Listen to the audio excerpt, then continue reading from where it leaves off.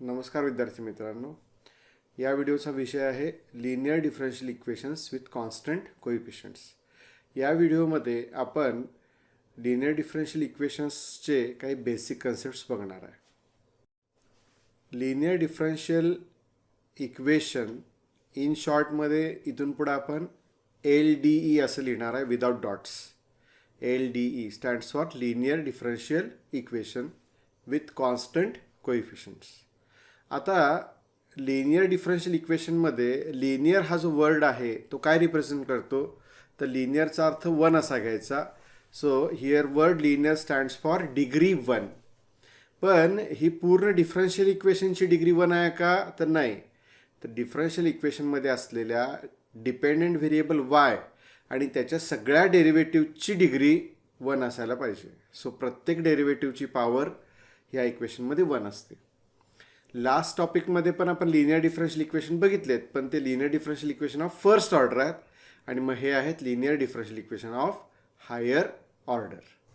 आपण एक नवीन सिम्बॉल इथे इंट्रोड्यूस करतोय, कॅपिटल D, आणि तो ऑपरेटर आहे, डिफरन्शियल ऑपरेटर आहे, म्हणून त्याला ऑपरेटर D म्हटले. तर हा सिम्बॉल D काय रिप्रेझेंट करतो, d/dx.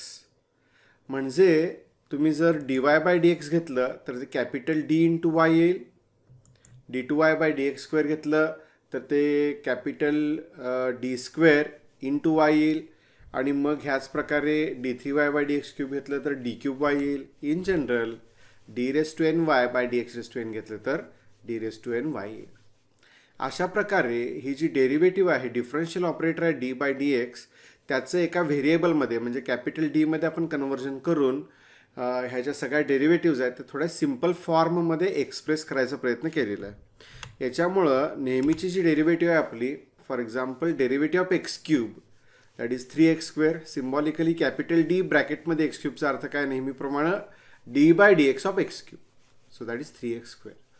त्याच्यानंतर derivative of sin x is cos x. अशा प्रकारे हे तुम्ही नव्या सिम्बॉल्समध्ये लिहायचं आहे. पुढचा कन्सेप्ट आहे general form of linear differential equations with constant coefficients. Linear differential equations हा कन्सेप्ट जो आहे त्याच्यामध्ये खूप सारे डिफरन्शियल इक्वेशन्स येतात, पण आपल्याला त्याच्यामध्ये फक्त बघायचे आहेत विथ कॉन्स्टंट कोएफिशियंट्स. सो याचा जनरल फॉर्म काय आहे ते आपण बघूया.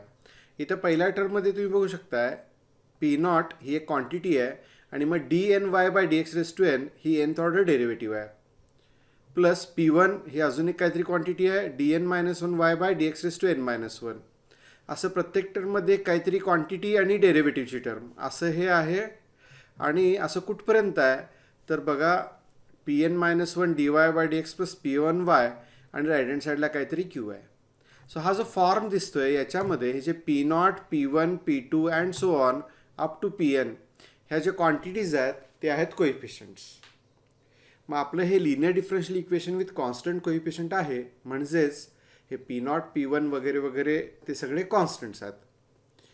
राहिला प्रश्न राईट हँड साईडचा. तर राईट हँड साईडला जी क्वांटिटी Q आहे ती एकतर कॉन्स्टंट असायला पाहिजे किंवा that will be function of x only. म्हणजे राईट हँड साईडला y किंवा y मधली कुठलीही टर्म असत नाही, y मधलं कुठलंही फंक्शन असत नाही. So P0, P1 and so on up to Pn are all constants and Q is constant or function of x only. So this is the general form of LDE with constant coefficients. आता आपण जो operator define केलेला आहे नवा capital D, तो जर इथे introduce केला तर हे डिफरन्शियल इक्वेशन खूप कॉम्पॅक्ट आणि सिम्पल फॉर्ममध्ये लिहिता येणं शक्य आहे. बघा d/dxच्या जागी जर D घेतलं तर आपल्याला माहिती आहे की dy/dx हे कॅपिटल D इंटू y येणार आहे. तसंच मग d⁻⁻2y अपॉन dx⁻⁻2 येणार आहे कॅपिटल d⁻⁻2y. तसंच येणार कॅपिटल d⁻⁻1y आणि ही टर्म येणार आहे कॅपिटल d⁻n इंटू y. ठीक आहे, बघा असा फॉर्म मिळाला. आता इथं लेफ्ट हँड साईडमधून जर y कॉमन काढला आपण तर हे कसं दिसते बघा, P0 d⁻n plus P1 d⁻n-1 plus P2 d⁻n-2 plus and so on plus Pn-1d plus Pn into y equal to Q. हे किती सिम्पल फॉर्ममध्ये दिसतंय as compared to the original form. हे अजून सिम्पल करायच्यासाठी म्हणजे कॉम्पॅक्ट करायच्यासाठी, लहान करायच्यासाठी ही जी टर्म आहे, हा जो ब्रॅकेट आहे, याच्यामध्ये जर ऑब्झर्व केलं तर P0, P1, P2 वगैरे वगैरे तर काही नंबरच आहेत आणि व्हेरिएबल डी आहे लक्षात घ्यायच्यामधला. आणि म्हणून मग हे फंक्शन ऑफ डीनी जर रिप्रेझेंट केलं एफ ऑफ डीनी, तर हे equation F of D into Y is equal to Q असं लिहिता येतं. ऑफकोर्स एफ ऑफ डी काय आहे, तर हा पूर्ण ब्रॅकेट आहे. म्हणजे एफ ऑफ डी आहे ए पॉलिनॉमियल इन डी, हे लक्षात घ्या. आणि कॉम्पॅक्ट फॉर्म काय मिळाला, F of D into Y is equal to Q. याच्यामध्ये क्यू जो आहे तो काय आहे, कॉन्स्टंट किंवा function of X only. So हा ओरिजिनल फॉर्म आहे आणि त्याच्या कम्पॅरिझनमध्ये हा कॉम्पॅक्ट फॉर्म बघा. पण या कॉम्पॅक्ट फॉर्ममध्ये एफ ऑफ डी म्हणजे काय आहे हे लक्षात ठेवायचं. आता इथं मी कॅपिटल P0, कॅपिटल P1 वगैरे वगैरे हा मी वापरलेला सिम्बॉल आहे. इथं या पीच्या ऐवजी A0, A1 कॅपिटल किंवा स्मॉल काही वापरलेलं असू शकते. That doesn't matter. All that matters is you have to mention that these quantities P0, P1, P2, these are the coefficients and these coefficients are constants. So this is general form and compact form of linear differential equation with constant coefficients. आता F of D बद्दल एक महत्त्वाची गोष्ट समजून घ्या की F of D असं ज्यावेळेला आपण लिहितो त्यावेळेला it will become a polynomial in D. आणि मग पॉलिनॉमियल फंक्शनवर अल्जिब्रामध्ये जे काही ऑपरेशन्स आपण करत होतो, फॅक्टरायझेशन म्हणा किंवा 2 फॅक्टर्स असतील तर त्यांचं प्रॉडक्ट घेणं म्हणा, हे सगळे ऑपरेशन्स आपण इथे एफ ऑफ डीवर करू शकतो. ठीक आहे. सो एफ ऑफ डीमध्ये कॅपिटल डी काय आहे, डिफरन्शियल ऑपरेटर आहे. त्यामुळे on the whole F of D काय आहे, on the whole F of D सुद्धा एक डिफरन्शियल ऑपरेटर आहे. पण त्याला आपण ट्रीट करणार एका अल्जिब्राइक क्वांटिटीप्रमाणे आणि गरज पडली तर एफ ऑफ डीचे फॅक्टर्स वगैरे सुद्धा आपण घेणार आहे. आता एल डी ईच्या सोल्युशनबद्दल चर्चा करूया. Solution of L D E with constant कोइफिशियंट्स.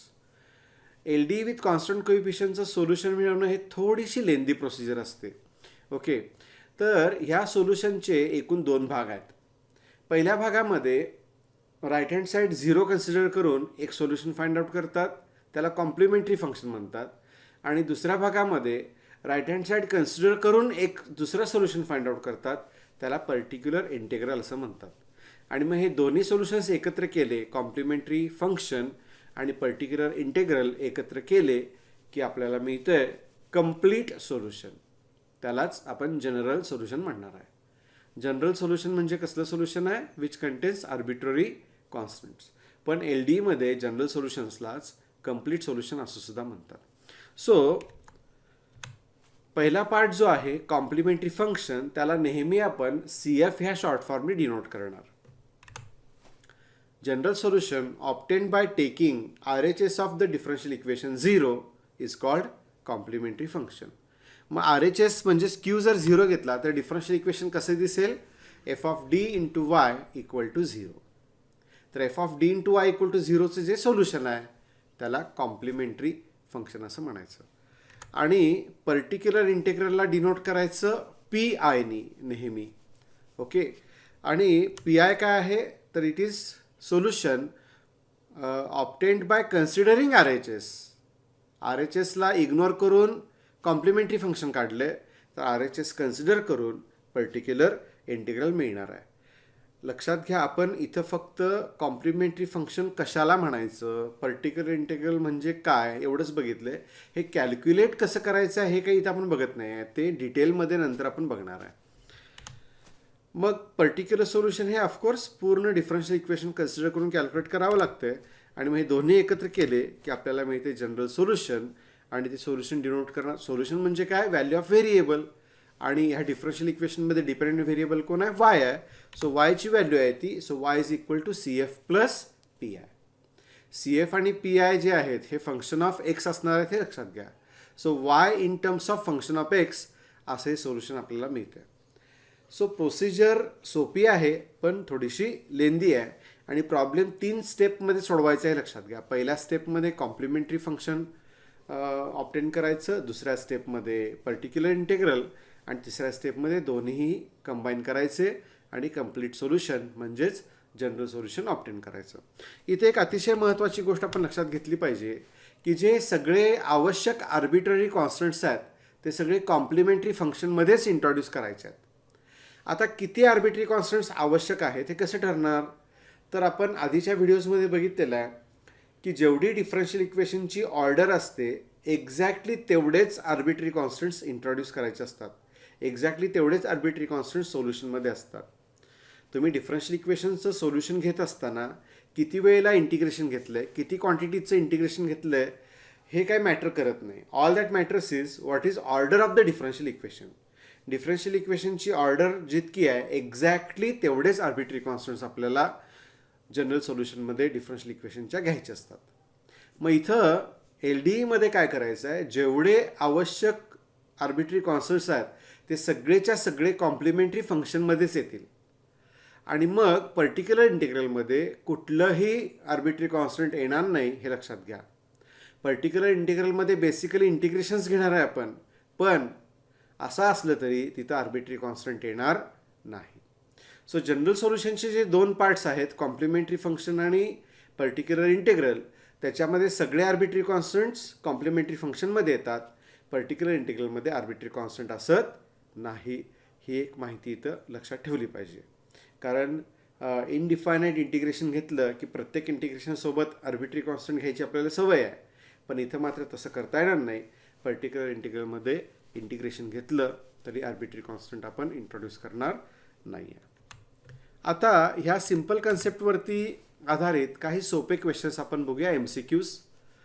Which of the following is form of linear differential equation with constant coefficients. आणि आताच आपण बघितलं आहे की कॉन्स्टंट कोएफिशियंट्सचा जो फॉर्म आहे त्याच्यामध्ये लेफ्ट हँड साईडला वायच्या सोबत f(d) असतं. सो f(d) इंटू वाय पाहिजे. सो LHSला f(d) into y option c आणि ऑप्शन डी मध्ये आहे.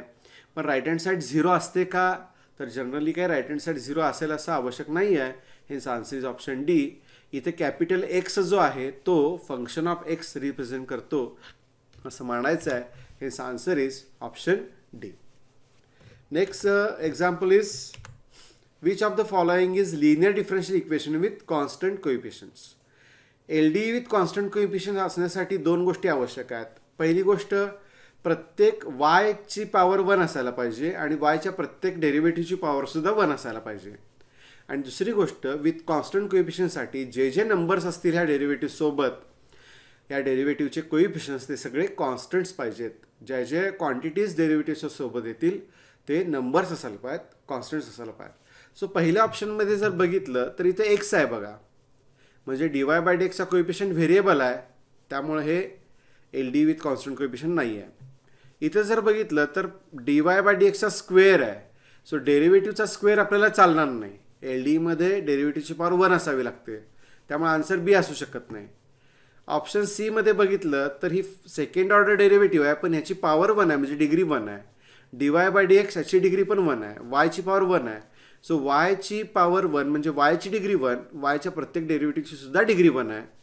आणि कोएफिशियंट्स बघा 6, 5, 1. सो सगळे कोएफिशियंट्स कॉन्स्टंट्स आहेत.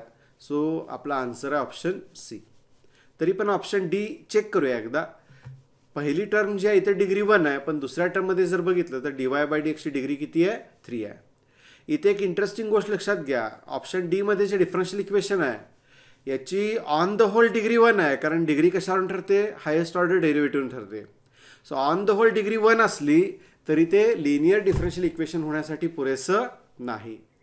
तर प्रत्येक टर्मची डिग्री 1 असायला पाहिजे हे लक्षात घ्या, आणि त्यामुळं आपण ऑप्शन डी सुद्धा रिजेक्ट करतोय आणि आन्सर आहे ऑप्शन सी. पुढचा, which of the following is not a linear differential equation with constant coefficients. कुठलं नाही आहे ते आपल्याला बघायचं आहे. मग इथं पहिल्यामध्ये जर बघितलं तर d2y/dx², dy/dx आणि y सगळ्यांची डिग्री 1 आहे. कोएफिशियंट्स बघा 1, 4, 4 कॉन्स्टंट आहे. दुसऱ्यामध्ये लॉग आहे बघा, ह्याच्याबद्दल नंतर चर्चा करूया. तिसऱ्या सी मध्ये बघा 1, 5, 6 कॉन्स्टंट्स आहेत, प्रत्येक टर्मची डिग्री 1 आहे. सो हे LDE विथ कॉन्स्टंट कोएफिशियंट्स आहे. ऑप्शन डी मध्ये इथे सुद्धा d2y/dx² याची डिग्री 1, dy/dxची डिग्री 1, वायची डिग्री 1, कोएफिशियंट सगळे कॉन्स्टंट्स आहेत. सो अगेन हे ए, सी आणि डी जर आपण चेक केले तर हे सगळे एल डी विथ कॉन्स्टंट कोएफिशियंट्स आहेत. सो आन्सर आहे ऑप्शन बी. इथं मेथड ऑफ इलिमिनेशननी आपण आन्सर मिळवले, म्हणजे ए सी डी नाही आहे म्हणून बी आहे असं आपण म्हणतोय. बट बी का नाही आहे तर तुम्ही लक्षात घ्या, हे log of dy by dx is equal to 5x आहे. मग इथं डिफरन्शियल इक्वेशनची ऑर्डर तर 1 आहे, पण जर तुम्ही लॉगॅरिथमिक सिरीज एक्सपान्शन घेतलं, लॉगचं सिरीज एक्सपान्शन कसं घ्यायचं आहे आपण फर्स्ट टर्ममध्ये शिकलेलो आहे, तर याचं सिरीज एक्सपान्शन घेतलं तर dy बाय dxच्या पॉवर्स वाढत जातात आणि ऑप्शन बीमध्ये जे डिफरन्शियल इक्वेशन आहे त्याची डिग्री आपल्याला सांगता येत नाही. समजलं? हां, आता हा लॉग राईट हँड साईडला ट्रान्सफर केला तर वगैरे वगैरे ते होऊ शकेल, पण ॲट प्रेझेंट आहे या सिच्युएशनमध्ये ऑप्शन बीची डिग्री सांगता येणं शक्य नाही. त्याची फक्त ऑर्डर सांगता येते. आणि म्हणजे जिथे डिग्रीच सांगता येत नाही तिथे ते लिनियर डिफरन्शियल इक्वेशन आहे की नाही हे नाही सांगता येणार. Hence answer is option B.